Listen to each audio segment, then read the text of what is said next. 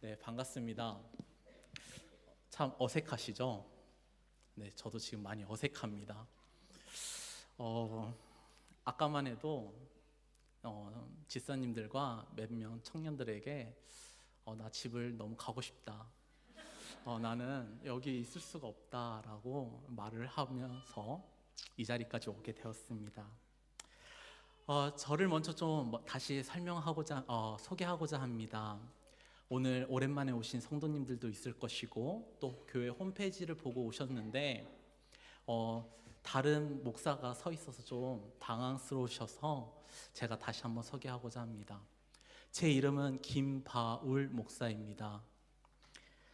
대한예수교 장로회 예장합동에 소속되어 있는 목사이고 문영근 담임 목사님과도 같은 교단에 있는 목사이기도 합니다. 그리고 다음 주까지 제가 설교를 하게 되었습니다. 설교에 앞서 베를린 주찬양교회에서 이렇게 설교를 할 수 있게 허락해 주신 하나님과 또 그런 기회를 주신 우리 담임 목사님에게 다시 한번 감사합니다. 그리고 담임 목사님의 뜻을 존중해 주신 우리 베를린 주찬양교회 성도님들에게도 다시 한번 감사드립니다. 오늘 우리가 함께 읽었던 본문 말씀에 나오는 아사왕은 좀 생소한 이름입니다. 구약 성경에서 우리가 잘 알고 있는 왕은 사울, 다윗, 솔로몬 아니면 히스기야 정도일 것입니다. 우리에게서 아사왕은 친근한 왕이 아닐 수 있지만 그래서 우리가 함께 아사왕을 알아가 보면 좀 좋을 것 같습니다. 아사왕은 분열 왕국 중 남유다의 왕이며 다윗의 직계 혈통으로는 5대에 내려오는 믿음의 가문에서 태어났습니다. 솔로몬이 죽고 그의 아들 르호보암 때부터 이스라엘이 분단되는 그 시점부터 아사왕은 남유다의 3대 왕입니다. 그는 주전 911경에 남유다 왕이 되어 41년 동안 남유다를 잘 통치했다라고 성경에서 기록하고 있습니다. 그의 말년에는 하나님의 말씀에 불순종으로 유종의 민을 거두지는 못하지만 열왕기 기록자로 알려진 선지자 예레미야와 역대기를 기록한 학자 에스라의 관점의 차이는 있지만 하나님 보시기에 아사왕은 41년 동안 하나님 앞에 하나님의 말씀을 순종하여 하나님의 방법대로 나라를 잘 통치한 선한 왕으로 기록되어 있습니다. 그럼 그가 어떻게 하나님 앞에서 선한 왕이 되었는지를 같이 한번 살펴보고자 합니다. 앞서 설명한 것처럼 아사왕은 믿음의 가문에서 태어났기 때문에 당연히 믿음의 신앙생활을 할 수 있을 거다라고 생각할 수 있을 것입니다. 그런데 아사는 태어날 때부터 하나님을 알 수 없었던 상태에 있었습니다. 그 첫 번째로는 국가적 이유입니다. 그가 왕이 될 때 남유다의 상황을 보게 되면 그 당시 남유다의 상황을 역대하 15장 3절에서 잘 설명하고 있습니다. 이 말씀은 역대기를 통틀어 딱 한 번 나옵니다. 제가 읽겠습니다.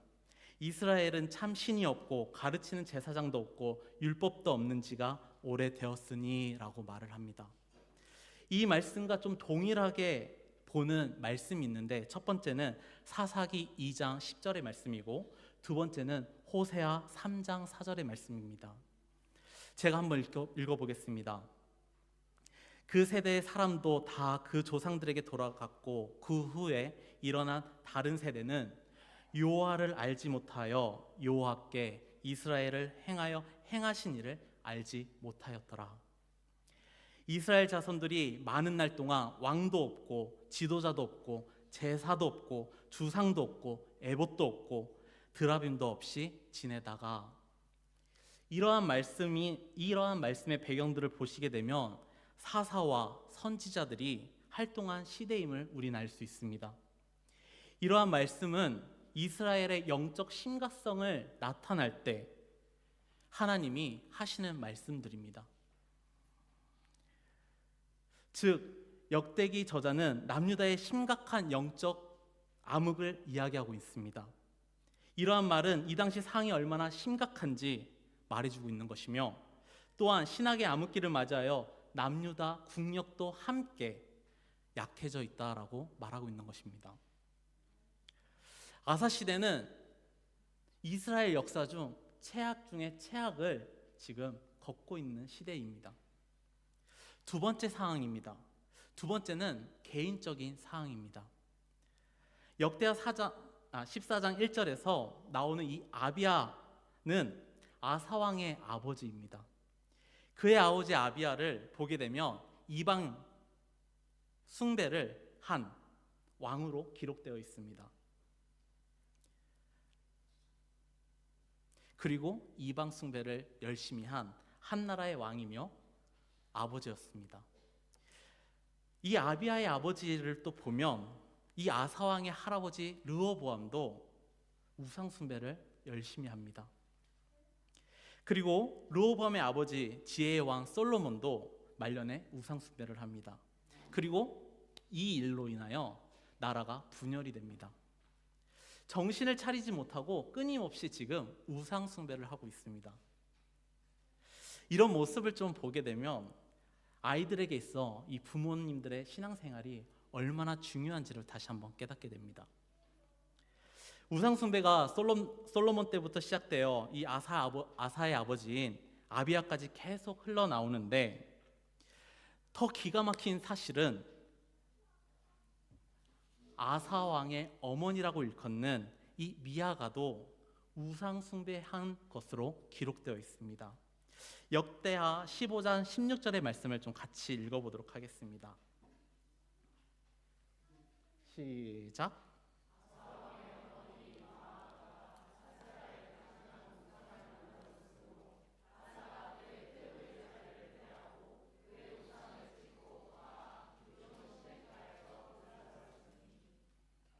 네, 여기서 우리가 짚고 갈 게 하나 있습니다. 아사왕의 어머니 이 미아가로 나오는데, 미아가에 대한 성경을 연구하는 신학자들 사이에서 좀 많은 논쟁들이 있습니다. 왜냐하면 이 미아가는 역대하 11장 20절에 나오는데 르호보암의 아내로 나오기 때문에 그렇습니다.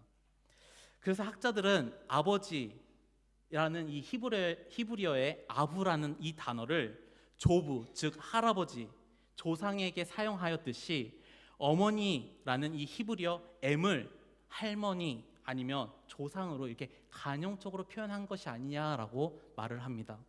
그렇지만 아사의 어머니의 이름도 동일한 미아가일 가능성을 배제해서는 안 되지만, 많은 학자들은 할머니로 보고 있습니다. 그런데 이 미아가, 즉 아사의 할머니가 무슨 문제가 되는가? 역대하 15장 16절에 가증한 목상을 만들었으므로 라고 기록되어 있는데, 여기서 가증한 목상은 히브리어로 미플라쳇라고 합니다. 이 단어는 구약 전체에서 또 여기만 나옵니다. 이 미플라쳇라는 이 단어는 이 히브리 동사 팔라츠에서 나왔습니다. 근데 이 팔라츠의 의미가 무엇이냐? 두려워서 몸서리 치다라는 뜻입니다. 즉 이 아사왕의 할머니는 몸서리칠 만큼 무서운 형상을 만들고 숭배했던 인물이라는 것을 암시적으로 이 말씀을 통해서 보여주고 있는 것입니다. 이 말 뜻은 지금 아사가 하나님이 누구이신지, 또 하나님이 어떤 분이신지를 지금 들을 수도 볼 수도 없는 상태를 말하고 있습니다. 그런데 이런 상황 속에서 지금 아사는 개혁을 합니다. 이 개혁의 내용을 보면 이렇습니다. 유다 왕국에 들끓고 있던 우상의 잔재인 남창과 여창들을 소탕하고, 또한 아세라 여신과 남근 등의 우상을 세웠던, 그리고 숭배했던 그의 할머니이면서 태후의 지위를 유지했던 이 르호보암의 아내 미아가를 폐위하였고, 그 우상들과 제단과 산당을 파괴했으며 여호와의 제단을 다시 재건하였습니다. 아사왕은 하나님을 알 수 없던 시기에 그가 왕이 되자마자 개혁을 통하여 남유다를 하나님 앞으로 다시 이끌고 옵니다. 그리고 10년이라는 평안을 되찾습니다. 그렇다면 아사 왕은 하나님을 이 알 수 없던 가운데 하나님을 어떻게 알고 개혁을 했을까? 직접적인 기록은 나와 있지 않습니다. 그러나 말씀을 통해 유추해 볼 수 있습니다. 먼저 역대하 15장 1절 이하로 보게 되면 아사는 하나님의 선지자의 말씀에 경청하고 순종하였다라고 되어 있습니다. 다른 왕들처럼 하나님 말씀을 배척하지 않고 선지자의 말을 아멘으로 받아들이고 마음을 강하게 하여 개혁을 하였다는 겁니다. 이 두 번째 이유가 가장 중요한데요. 역대하 14장 4절 말씀을 보니까 하나님 여호와를 찾게 하며 그의 율법과 명령을 행하게 하고라고 되어 있습니다. 이는 하나님이 아사 왕을 통해서 하고 싶은 말씀이기도 하고 구약 전체를 통해 하고 싶어하는 말씀이기도 합니다. 하나님은 아사를 통해 지금 하나의 언약을 지금 말하고 있습니다. 이는 하나님이 모세를 통해 주신 언약인데 이 이스라엘에게 주신 언약인데 신명기 4장 25절로 27절의 말씀과 신명기 30장부터 3절의 말씀을 같이 한번 보겠습니다. 제가 읽습니다. 내가 그 땅에서 아들을 낳고 손자를 얻으며 오래 살 때 만일 스스로 부패하여 무슨 현상의 우상이든지 조각하여 내 하나님 여호와 앞에 악을 행함으로 그의 노를 일으키면 내가 하늘 천지를 불러 증거를 삼노니 너희가 요단을 건너가서 얻는 땅에서 속히 망할 것이라. 너희가 거기서 너희의 날이 길지 못하고 전멸될 것이니라. 여호와께서 너희를 여러 민족 중에 흩으실 것이요 여호와께서 너희를 쫓아내실 그 여러 민족 중에 너의 남은 수가 많지 못할 것이며. 신명기 30장 3절입니다. 내 하나님 여호와께서 마음을 돌이키시고 너를 긍휼히 여기사 포로에게 돌아오게 하시되 내 하나님 여호와께서 흩으신 그 모든 백성 중에서 너를 모으시리니. 이 모세에게 주신 언약의 내용을 살펴보면 하나님께서는 이스라엘의 하나님이 되어 주시겠다고 약속하셨습니다. 이스라엘 민족 안에 거하시겠다고 약속하신 겁니다. 그리고 하나님께서는 이스라엘 민족에게 만약 언약 가운데 자신의 명령을 따르면 복을 내릴 것이고 언약을 지키지 않으면 저주를 내리겠다라고 약속한 이 내용이 바로 모세의 언약입니다.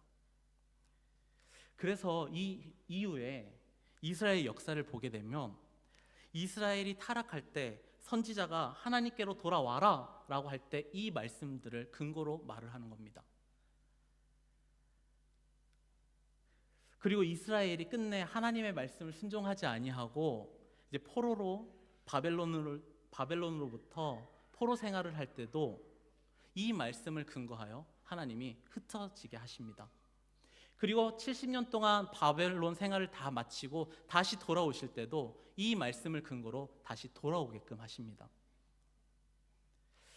아사가 하나님을 알 수 없는 가운데 이 개혁을 할 수 있었던 가장 큰 이유는 하나님의 말씀을 듣고 하나님의 언약을 기억하고 회개하여 돌아온 다음에 시내 산에서 약속하신 그 하나님이 다시 이스라엘의 하나님이 되어주시고 회복시켜 주시겠다라는 이 말씀을 의지하여 개혁했다는 것입니다. 그런데 놀랍게도 하나님이 이 언약을 그냥 구약에서 딱 끝낸 것이 아니라 신약까지 갖고 오십니다. 예수 그리스도로 이 모든 언약을 완성시키시고 예수 그리스도를 믿기만 하면 내가 너의 아버지가 되어주고 너희가 회개하여 돌아오면 내가 너를 하나님의 자녀로 삼겠다라고 말씀하고 계십니다. 자, 이렇게 해서 끝나면 좋을 텐데 아직 끝난 게 아닙니다. 여러분 좀만 힘을 내실까요? 지금 많이 얼굴들이 어두우신데 좀만 힘을 냈으면 좋겠습니다. 자, 이러한 배경 속에서 지금 아사 왕의 자세를 좀 자세히 살펴보고자 합니다.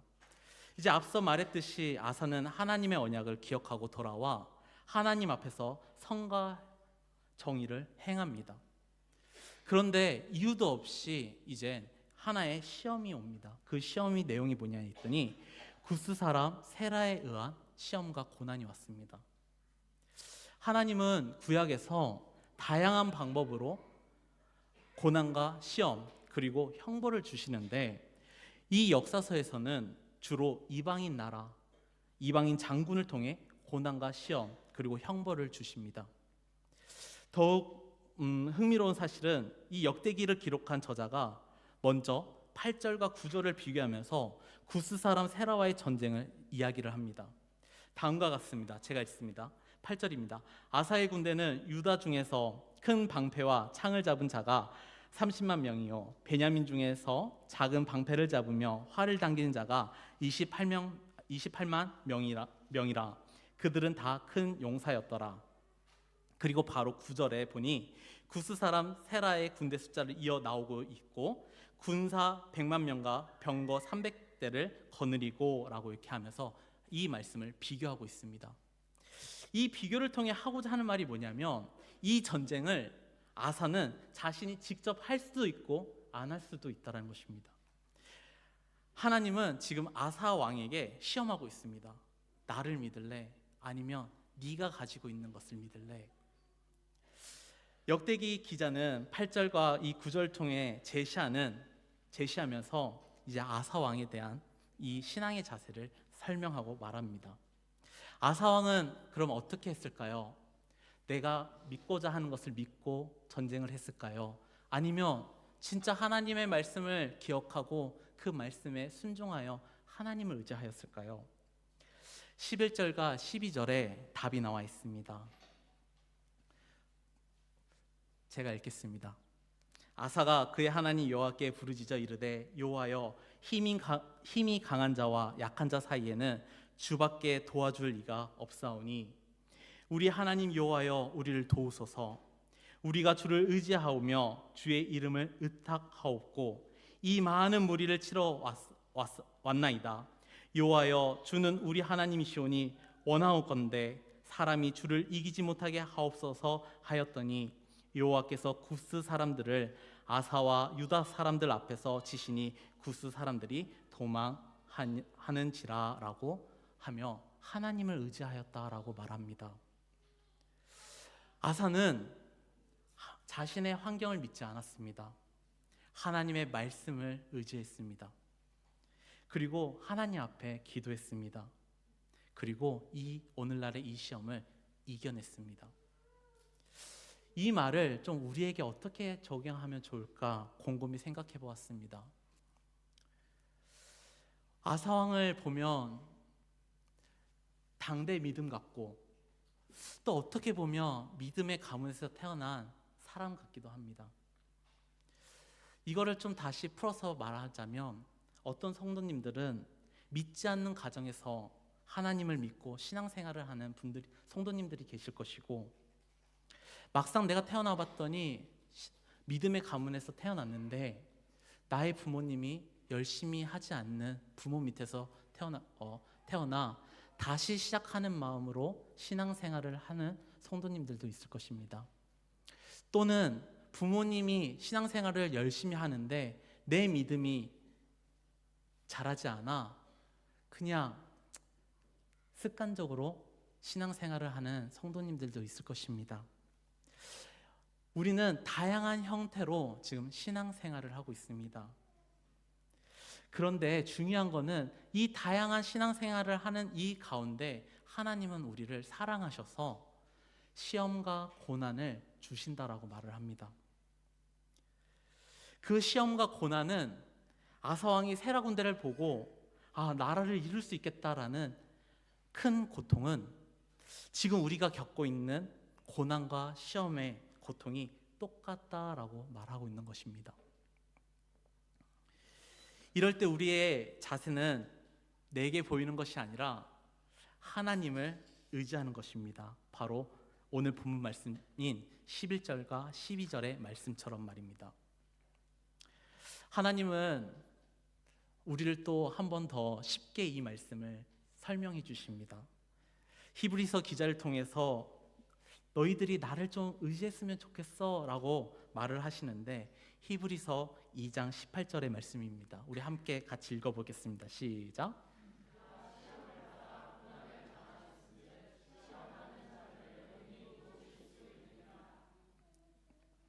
네, 본절은 예수님께서 인간의 몸을 취함으로써 인간이 당하는 모든 시험을 경험하셨다는 사실을 밝혀주는 매우 유명한 구절입니다. 예수 그리스도께서는 우리와 한결같이 모든 일에 시험을 받으셨습니다. 예수 그리스도께서 받은 유혹은 무엇이냐 했더니, 인간들과 동일하게 하나님의 뜻에 불순종하라는 유혹, 사단에게서 굴복하라는 유혹, 육체의 고통을 피하라는 유혹 등이 끈질기게 예수 그리스도를 괴롭히고 싸우게 하셨습니다. 그리고 그 유혹과 시험을 예수 그리스도께서 이기셨습니다. 이 이기신 예수 그리스도가 우리의 도움의 근거가 되십니다. 히브리서 기자는 아사왕처럼 시험과 고난 속에 위태롭게 서 있는 성도들을 향해 말하고 있는데 그러면서 강조하고 있는 것이 능히라는 말을 강조하고 있습니다. 이 말의 의미는 힘있게 도와줄 수 있다라는 말이고, 달리 다시 번역하면 예수 그리스도는 우리를 도우러 오실 수 있다라고 말하고 있는 것입니다. 이 시험과 고난을 넉넉하게 이기게 해주신다, 또는 모든 일에서 우리와 한결같이 시험을 받으셨을 때 그것을 모든 이기신 예수께서 동일한 유혹에 직면한 자기 백성들을 언제든지 도우러 오실 수 있겠다라고 말하는 겁니다. 오늘 우리 본문을 읽었던 것처럼 아사왕이 구스 사람에게 넉넉하게 승리한 것처럼 말입니다. 이제 좀 결론을 짓고자 합니다. 우리 믿음의 선배들이 남기고 간 신앙 고백서 중 하이델베르크 요리 문답서가 있습니다. 제 1문에 이러한 질문이 있는데요, 제가 한번 읽겠습니다. 살아서나 죽어서나 당신의 유일한 위로는 무엇이십니까? 답은 이렇습니다. 내가 내 것이 아니요 몸과 영혼이 다 예수 그리스도의 것이라는 사실입니다. 이 1문에서 나와 있는 이 위로라는 이 단어는 독일어로 토스트라는 단어입니다. 우리가 위로로 번역되어 있는데 위안으로 번역하는 것이 가장 좋습니다. 위안이라는 이 단어는 평안함을 뜻하는데 불안 혹은 두려움에 반대되는 개념입니다. 위로는 기본적으로 고생을 많이 하거나 슬픔을 당한 사람들에게 공감을 표하거나 격려하는 것을 뜻한다면, 위안은 생사의 기로에 있는 것과 같은 극한 위험한 상황 속에서도 안심하고 평안을 누리는 것입니다. 대표적인 예로 시편 23편에서 찾을 수 있습니다. 내가 사망의 음침한 골짜기를 다닐지라도 해를 두려워하지 아니하는 것은 주께서 나와 함께 하심이라. 주의 지팡이와 막대기가 나를 안위하시나이다. 이 위안은 결국 누군가에 대한 확고한 신뢰에서 비롯된 흔들림 없는 평안함을 말합니다. 오늘 우리는 아사왕같이 생사의 기로에 있는 것과 같은 극한 위험한 시험과 고난 속에서 평안을 누릴 수 있는 이유는 우리의 유일하신 위안자이시며 중보자이신 예수 그리스도께서 우리의 확고한 신뢰의 근거가 되어주셔서 지성소에서 성부 하나님께 자신의 못 박힌 손바닥을 보이시면서 하나님, 당신의 자녀들을 도와주소서라고 말하고 있기 때문입니다. 그리고 기도하고 있기 때문입니다. 사랑하는 베를린 주찬양교회 성도님들, 지금 하나님과 나만이 알고 있는 그리고 말 못하는 슬픔들을 가지고 있으십니까? 아니면 지금 어떤 시험과 고난 속에서 지금 살고 계십니까? 오늘 우리 성도님들이 아사왕처럼 하나님 안에서 평안과 위로를 또 위안을 얻으시기를 주의 이름으로 축복드립니다. 우리 이 시간 하나님의 은혜로 라는 찬양을 부르신 후에 함께 말씀을 생각하며 기도했으면 좋겠습니다.